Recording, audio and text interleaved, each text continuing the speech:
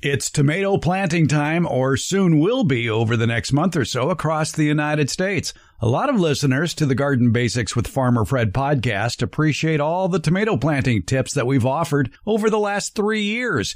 What we're offering today in this modest little newsletter podcast are some tomato tips that you may or may not be aware of.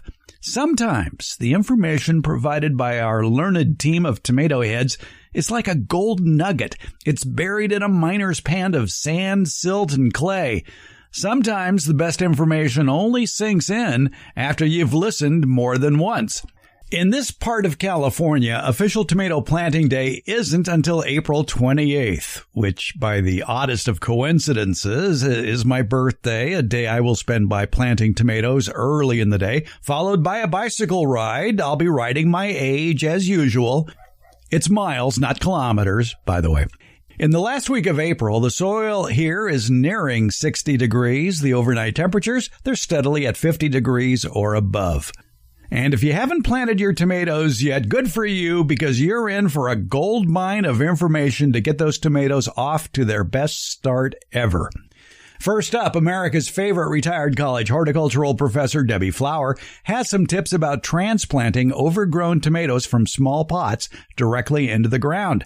Plus, she shares her tomato and pepper planting secrets for turning those newly planted vegetables into even stronger plants. You may never plant your tomatoes the same way again. Here's the tomato question that Debbie and I tackled way back when in episode 93. Hi, my name is Jennifer. I live in Woodland. I started tomatoes in my greenhouse. It's a non-heated greenhouse in late January, I think, or February. Anyways, the tomatoes and tomatillos that I have, they both have outgrown the 4-inch pots that they're in right now. The plants are more like about 2 times as tall as the pot. They're not root bound yet, but they're starting to get there. I've been wanting to wait until the end of April to plant them in the garden like you recommend, but I'm a little concerned that the plants are going to start suffering if I leave them in those 4-inch pots any longer. We have prepared garden beds. They're raised beds that we built. The soil in the bed is a mixture of the native clay that we have. It's subsoil. It's a brand new development we live in, and it's mixed with about 80% compost that we got from a local landscaping company. I've got the drip irrigation already installed and ready. I just didn't want to plant the tomatoes and the tomatillos until the end of April, but I'm not really sure what to do. I don't have enough 1-gallon pots to pop them up into a larger size, so I'm wondering if I should just go ahead and plant them and just cover them with a cloth at night. I don't have frost protection stuff, but I guess I could get some. Anyways, if you could let me know what I should do in this circumstance, I'd really appreciate some advice. Thank you so much. Debbie, it sounds like Jennifer's a new gardener. It does, and she's really going after it. A greenhouse and baby plants from seed. Good for her. Yeah, exactly. To bring people who don't live in the Sacramento area up to speed here, for years I have advocated on local radio that official tomato planting day is April 28th. That's just a cheap ploy for me to get birthday card greetings, basically. But April 28th around here in these parts is actually a good time for planting tomatoes outdoors because overnight temperatures are above 50. Soil temperatures are creeping into the mid-60s by late April. And so late April is a good time, but people can't wait. And people around here have been planting since March. I don't know how they did during the hailstorm in March, but, we won't go into that. But good for you, Jennifer, holding out till really. April 28th. But it sounds like your plants may need some surgery or transplanting. Right, transplanting. I can commiserate with her about having started the tomatoes early and having big ones. And I did move mine to gallons, and now they're taller than the gallon pot is tall. When did you plant those seeds? Late January, right about the time she did. And actually some came up right away. One, I only have 2 types. I have Ace 55, which is a bush tomato, and that's the one that came up fast and is big, and the stems are fat, and they're looking really fine. I pulled them out to harden off, which is something she should do, get them out of the greenhouse and harden them off.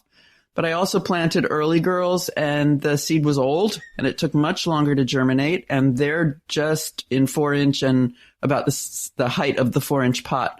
So it's the early girls can definitely wait until your birthday to be planted in the garden, but I'm considering putting the Ace 55 in the ground already. I was out yesterday measuring the temperature at about 4-inch depth in both my raised bed and the area around it, which are the places that I plant my vegetables. And in both places, it was about 45 degrees. I'm sorry, it was about 55 degrees. And that's not perfect for tomatoes, but it's certainly not going to harm them. So what I will watch, I will plant my tomatoes out, which Jennifer can do, and I will watch the night temperatures. And if we're going to get below 40 for sure, maybe even below 45, I will go out with a sheet. I don't have floating row cover available for the places the tomatoes are going to go. So I'll just go out with a bed sheet and cover them to keep them warm overnight. They may turn a little bit red in the stems, a little bit red in the leaves, if the soil gets too cold.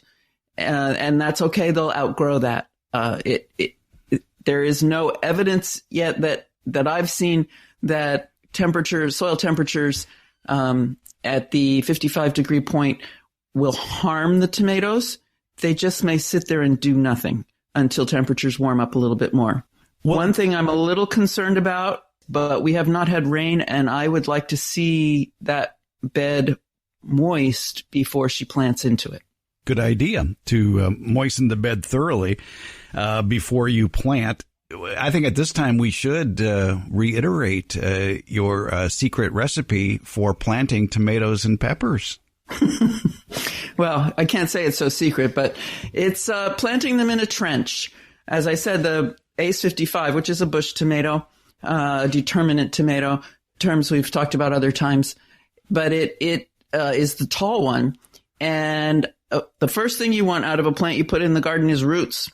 And tomatoes are able to make roots out of their stems, as are peppers. And so you can plant them deeply. That brings to mind a very big hole, very deep hole.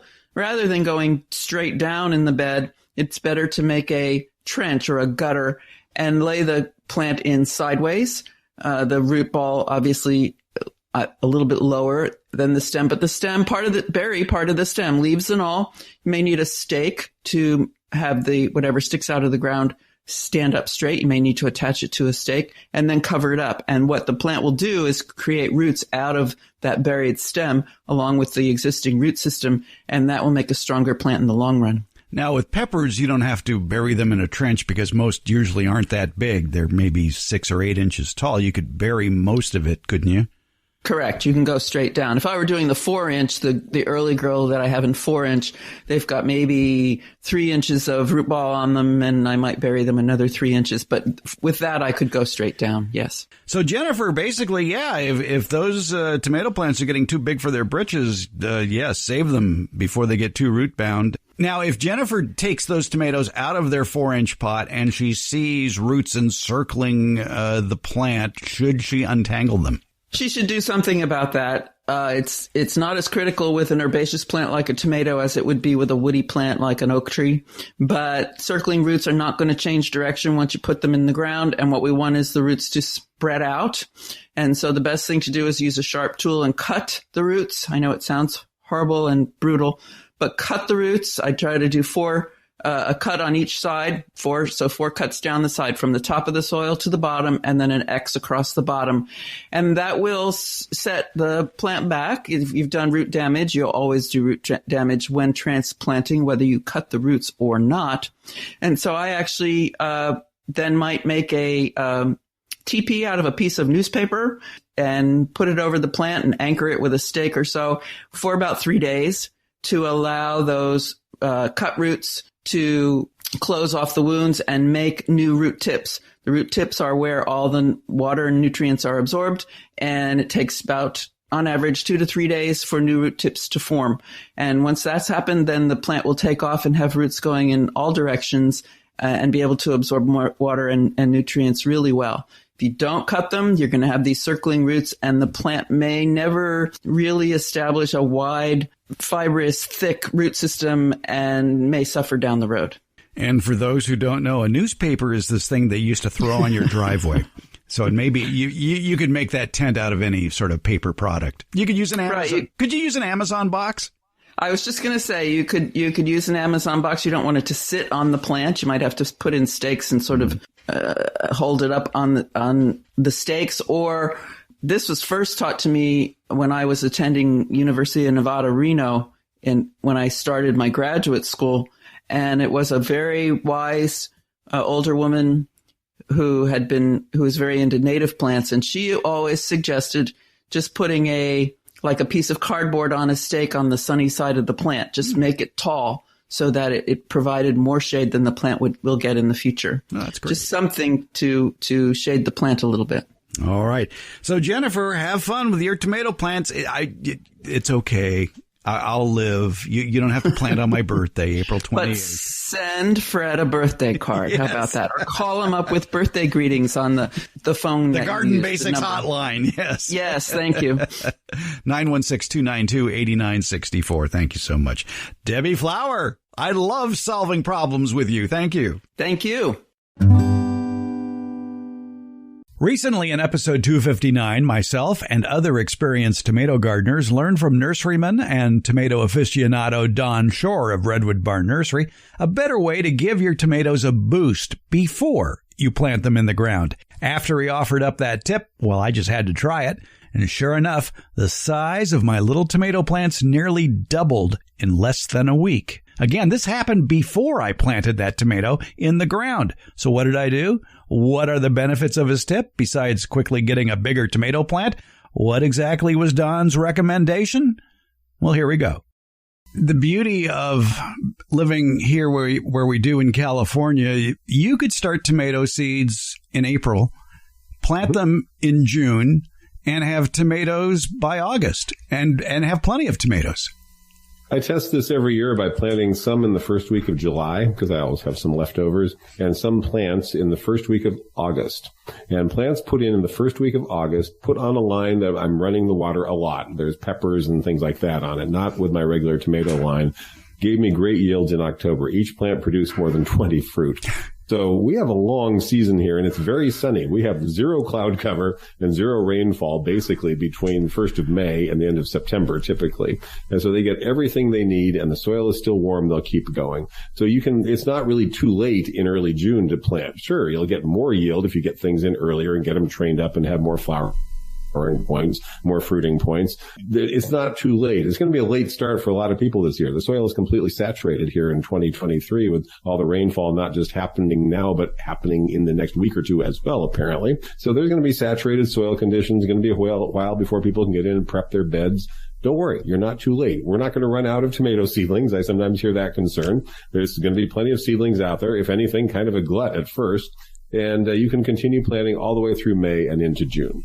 And if things go haywire in May, there will be tomato plants probably in 1 gallon or 2 gallon containers at the nursery. Well, we learned this a long time ago. Yeah, we'll take some of the ones that are getting a little tall and stick them in 1 gallon. Within 2 or 3 weeks, if not faster, they're rooted all the way to the bottom. Personally, I do recommend for those of you old guys out there who buy your plants early because you want to get them and you're afraid we're all going to run out, keep them moving. If they're in a little 3-inch pot, 4-inch pot, or worst of all, the little 6-packs, shift those into a bigger container to get a bigger root system and a healthier plant. By the time my plants go in the ground, they're very typically 18 to 24 inches tall, sometimes taller. They've been sitting in 1 gallon containers in a nice sunny location. They've been growing nice and healthy, and they go right in the ground. They don't miss a beat. And what I hate to see is people buying 4-inch pots of tomatoes in March and planting those poor little plants out in early May. They're a little stunted at that point. They got some catching up to do. So invest in a little bit of 1 gallon container and potting soil and move them on up to the next size. Keep them moving so the root systems can develop properly. If I'm transplanting tomatoes, historically, I do the transplanting during the NCAA basketball playoffs, which are going on now. And if they need another transplanting, that would be probably in mid-April. And I wait for my birthday and transplant them again. Transplant them again or into the ground if it's appropriate at that point. Everybody needs to have that one place near the front door or outside on the south side that traps a little heat so that they don't have to worry about them on a cooler than average night. Someplace where it's warm during the daytime, where the plants can grow nice and healthy, where it's easy to keep them watered. That's real important. Start collecting them. By the time mine go in the ground, some of them have been in 1 gallon pots for 2, 3, 4 weeks, but they're nice and healthy. That's the key. So, if you do grab them early, I know the type. When I see a display of tomatoes, I own a nursery and I walk over to it and look at it and see what they've got. Oh, look, here's one I don't have. I'll buy that one. Yes. Even if it's early March. So I understand this. I then think, all right, this one goes in a 1 gallon can as soon as I get home, because I know it's going to be a few weeks before it gets in the ground. Keep them moving, keep them healthy. Then you'll get a good start to them. Very commonly, I used to joke that I'm planting them below the gopher zone, because I'll dig a nice deep hole, 18 inches deep if I have to, drop them way down the bottom, because they will root out the stem. So planting your tomatoes uniquely, planting tomatoes deep is actually a very good way to go. And my joke is that gophers are lazy and don't go that deep. So they've actually gotten past the gopher zone by doing that. It also gives you better results in the long run. A deeper rooted plant gets off to a better start that way. We should point out that the tops of the tomato plants are still above ground, correct? Yes, indeed. All right, yes. Thank you for that clarification. Yes. It's called photosynthesis. It's one of those things. I'm looking forward to, for us, a very different tomato growing year, but very satisfying. And besides that, we are out of homemade salsa, and I need to make more.